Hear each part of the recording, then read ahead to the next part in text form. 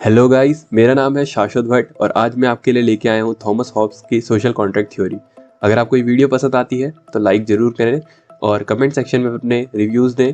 और अगर आपने चैनल को अभी तक सब्सक्राइब नहीं किया है तो सब्सक्राइब भी ज़रूर करें।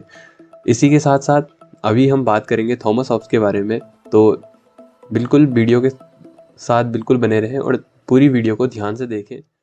कोशिश की गई है कि वीडियो ज़्यादा लंबी ना हो और आपको छोटे से छोटे उसमें समझा दी जाए। थॉमस हॉब्स का जन्म 5 अप्रैल 1588 के अंदर माल्मसबरी इंग्लैंड में होता है। इनके जो आइडियाज़ हैं वो आप देखेंगे कि काफ़ी करीब है रॉयल फैमिली के, क्योंकि वो एक तो ट्यूटर हैं विलियम कैवेंडिश के, जो कैवेंडिश फैमिली के मेंबर हैं उनके, और इन्होंने हमेशा से मोनार्की को सपोर्ट किया।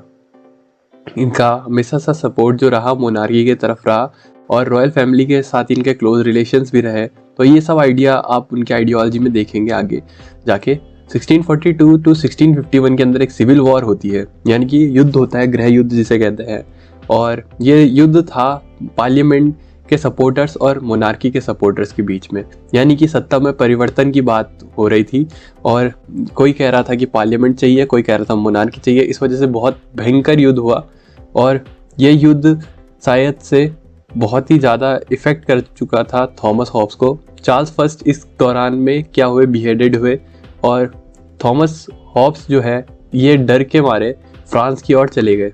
यहाँ फ्रांस में जाके इन्होंने लेवाइथन की रचना की। लेवाइथन जिसको आप जानते हैं 1651 के अंदर ये पब्लिश की गई थी और लेवाइथन के अंदर इनकी मेजर आइडियोलॉजी मिलती है। अब इनके जो आइडियाज़ थे ये क्या थे, ये मोनार्की के साथ थे, इसलिए इनको एक्सेप्ट किया गया इंग्लैंड में 1650 के बाद। और इनकी जो मेजर लाइफ जो इंसिडेंट जो मैं इस वीडियो के अंदर आपको समझाना चाह रहा हूँ, यही मेजर इंसिडेंट हैं जिनसे आप समझ सकेंगे कि इनकी आइडियोलॉजी इस तरीके से क्यों बनी। तो आइए आगे डिस्कस करते हैं इनकी आइडियोलॉजी क्या है। तो सोशल कॉन्ट्रैक्ट थ्योरी से पहले सबसे पहले बात कर लेते हैं हम कि कुछ बुक्स जो लिखी गई थी। एक है लेवाइथन जो कि 1651 में पब्लिश की गई। इससे पहले कुछ बुक्स आई थी जिनका नाम डिसीव था, डिकॉर्पोरा था और एलिमेंट्स ऑफ लॉ था। यानी कि ये 3 बुक्स और थी जो कि इनके द्वारा लिखी गई है। इनको आप फैक्ट्स के रूप में याद रख सकते हैं। आगे बात कर लेते हैं इनके ह्यूमन नेचर के बारे में क्या विचार थे, क्योंकि जब भी हम सोशल कॉन्ट्रैक्ट की बात करेंगे तो उसमें सबसे पहले जो इन्होंने बताया वो ह्यूमन नेचर की बात की। तो जैसे कि आपने देखा कि जो थॉमस हॉब्स है उनका जो लाइफ है वो हमेशा से एक बहुत बड़े उसमें रहा, युद्ध जैसे माहौल में रहे। उन्होंने इंसान को बहुत बुरा देखा, रेविशनेस में देखा, यानी कि उन्होंने देखा कि कितना खूंखार इंसान हो सकता है। मतलब एक राजा तक का जब बिहेडेड किया जा सकता है तो मतलब वो कितना खूंखार हो सकता है एक इंसान अराजकता में। तो ये सब उन्होंने देखा। उन्होंने तब अपने जब थॉट्स लिखे तो उनके जो थॉट्स थे वो पेसिमिस्टिक थे ह्यूमन नेचर के लिए। यानी कि वो कहते थे कि ह्यूमन जो है वो बहुत ही क्रूर है और वो बहुत सेल्फिश है। और साथ में उन्होंने कहा कि मैन जो है इंटेलेक्चुअली क्या है, और इंटेलेक्चुअली और फिजिकली स्ट्रॉन्ग है और सिमिलर है, यानी कि सभी मैन इक्वल है। ये उनकी ह्यूमन नेचर के बारे में एक राय थी। तो आगे हम देखेंगे कि और क्या क्या राय थी उनकी। सबसे पहले उन्होंने बात की कि ह्यूमन नेचर जो है वो सेल्फिश है। उन्होंने कहा सेल्फिश है यानी कि वो मतलब से काम रखता है और क्लेवर भी है और स्ट्रॉन्ग भी है। तो ये सब चीज़ें जब क्वालिटी किसी के अंदर हो ना तो वो अपने हक के लिए लड़ना जानता है। और ऑब्वियसली जब कोई लड़ना जानता है तो वो अपने हक के लिए लड़ेगा। लेकिन जब इस वजह से क्या है, ह्यूमन की जब सेल्फिश नेचर है तो उसको मतलब की चीज़ें चाहिए होती है, और जब वो चीज़ें चाहिए उसे तो वो क्या करेगा, वो उनको पाने के लिए कुछ भी कर सकता है। अब समस्या इस बात पे आ जाती है कि जो चीज़ें इस दुनिया में हैं वो सब लिमिटेड है। तो इस वजह से क्या होता है कि कॉन्फ्लिक्ट होने की संभावना होती है। तो इस तरीके से वो 3 मुख्य कारण बताते हैं कि इस वजह से जो कॉन्फ्लिक्ट रहा वो इन 3 कारणों की वजह से रहा। उन्होंने कहा कि एक म्यूचुअल डिस्ट्रस्ट था, यानी कि आपस में कोई ट्रस्ट नहीं था एक दूसरे के प्रति। एक राइवलरी थी, यानी कि हर कोई एक दूसरे से आगे बढ़ना चाह रहा था। और फेम के लिए ह्यूमन नेचर जो है ड्रिवन रहता है। यही तीनों नेचर है जिसके वजह से ह्यूमन के बीच में कॉन्फ्लिक्ट होता है। और ये ह्यूमन बिहेवियर की उनकी एक सोच थी ह्यूमन बिहेवियर के प्रति। आप हो सकता है आपका सोचना इससे बिल्कुल अलग हो, लेकिन जिस तरह से उनकी नर्चरिंग हुई, जिस तरीके के इन्वायरमेंट में वो रहे, वो कुछ इस तरीके का था कि वो बहुत रेविश थिंकिंग के हो चुके थे, ह्यूमन के प्रति वो पेसिमिस्टिक हो चुके थे। और लिवाइथन की जब रचना की गई है वो 1651 के अंदर की गई है, जो कि जस्ट बाद है उसी इंसिडेंट के, सिविल वॉर के बाद। तो अब आते हैं आगे, स्टेट ऑफ नेचर जो उन्होंने कैसे डिफाइन किया। उन्होंने नेचर की बात कैसी की कि जब अगर समाज में स्टेट की वो नहीं हुई थी, जब उद्गम नहीं हुआ था स्टेट, उससे पहले की स्थिति क्या थी। उससे पहले की स्थिति में वो बात करते हैं कि बहुत डर का माहौल रहता था, सेल्फिशनेस रहती थी, जो life in nature, state of nature थी, वो बहुत ही कैसी थी, सोलिटियरी थी, पुअर थी, नेस्टी थी, ब्रूटिश थी और शॉर्ट थी। यानी कि सॉलिटरी यानी अकेलापन उसे महसूस होता था, पुअर बहुत गरीबी में जी रहा था, नेस्टी थी, ब्रूटिश यानी कि बहुत पाश्विक जीवन, यानी कि जिसे कहते हैं एनिमल जैसा लाइफ जी रहा था, बहुत किसी का खून कर दे रहा था, शॉर्ट थी यानी कि छोटी लाइफ जी रहा था। तो ये सब चीज़ें स्टेट ऑफ नेचर को डिफाइन करते हैं इस तरीके से। एक चीज़ अगर हम उनको पॉइंट वाइज करें तो प्री सोशल, यानी कि जो सोसाइटी पहले थी वो बहुत प्री सोशल थी, यानी कि बहुत ही अलग थी अब की सोसाइटी से। माइट इज़ राइट की सिचुएशन वहाँ पे हुआ करती थी। माइट इज़ राइट यानी कि जो पावरफुल होगा वही जीतेगा, ये प्रिंसिपल वहाँ पे चलता था। वहाँ सेल्फ प्रोटेक्शन और सेल्फ प्रिजर्वेशन की डिज़ायर रहती थी हर किसी के अंदर, मतलब हर कोई चाहता था कि मैं बचा रहूँ, मैं अपने आप को प्रिजर्व कर सकूँ।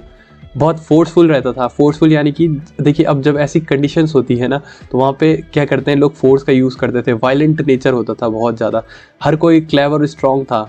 तो इस चक्कर में क्या था कि ऐसा किसी की तो कोई संपत्ति होती नहीं थी, नो प्रॉपर्टी जिसे कहते हैं, और इनसिक्योरिटी भी वहाँ बहुत ज़्यादा रहती थी। तो ये सब कंडीशंस वहाँ पे ऐसी हुआ करती थी। अब बात कर लेते हैं ये सोशल कॉन्ट्रैक्ट हुआ कैसे, क्योंकि हम वीडियो में ज़्यादा टाइम नहीं लेंगे, बहुत जल्दी से इसको निपटा देंगे।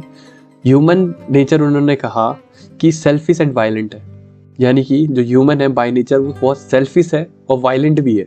यानी कि सेल्फिश यानी कि खुदगर्ज है और वायलेंट तो है ही। और इसके लिए क्या था, अब ज़रूरी था कि हमें एक ऐसी कोई चीज़ चाहिए थी जिसके साथ क्या हो सके कि ह्यूमन एक हार्मनी में रह सके। हार्मनी यानी कि पीस में रह सके। तो फिर क्या हुआ, फिर कई लोग मिले और उन्होंने ये डिसाइड किया कि जो I authorize and give up my right of governing myself to this man or to this assembly of men on this condition that though that give up thy right to him and authorize all his action like manner. This done, the multitude so united in one person is called a commonwealth. In Latin civitas. This is the generation of the that Leviathan, or rather speak more referently of that mortal God, to which we owe under the immortal God our peace and defense. तो ये बात एक आदमी ने दूसरे आदमी से कही, उन्होंने एक सोशल कॉन्ट्रैक्ट किया, और फिर जाके अब आता है एक टाइम। अगर जो मैं ये बात अभी जो मैंने आपसे कही, इस बात को अगर हम सिंपल लैंग्वेज में कहें तो ये आप स्क्रीन पे आप पढ़ पा रहे होंगे कि मैं अपना राइट को सरेंडर कर रहा हूँ और अपने पावर टू रूल को त्याग रहा हूँ इस पर्सन या ग्रुप ऑफ पर्सन को, ताकि एक कंडीशन पे कि ये भी मुझे अपने राइट्स को सरेंडर कर दे, और क्या हो सके, ये कंडीशन आ सके कि ये मेरी रक्षा करे। ठीक है। और जब जो इसका इस पूरे कॉन्ट्रैक्ट का जो रिजल्ट रहा उसको हॉब्स कहते हैं सिविटस, या फिर कहें कॉमनवेल्थ। ये दो नाम उन्होंने कहे उनको। और अब जो स्टेट बना उसके बारे में हम बात कर लेते हैं। जो स्टेट बना उसके फीचर्स के बारे में हम बात कर लेते हैं। ये सोशल था और पॉलिटिकल भी था, दोनों। तो सोशल ये इस कारण से था क्योंकि सब लोगों ने अपने राइट्स त्यागे थे और एक्सेप्ट किया था सोशल बॉन्ड्स को। और इसका जो पॉलिटिकल नेचर है वो बाहर निकलता है तब, जो कि because as a result powerful power originates.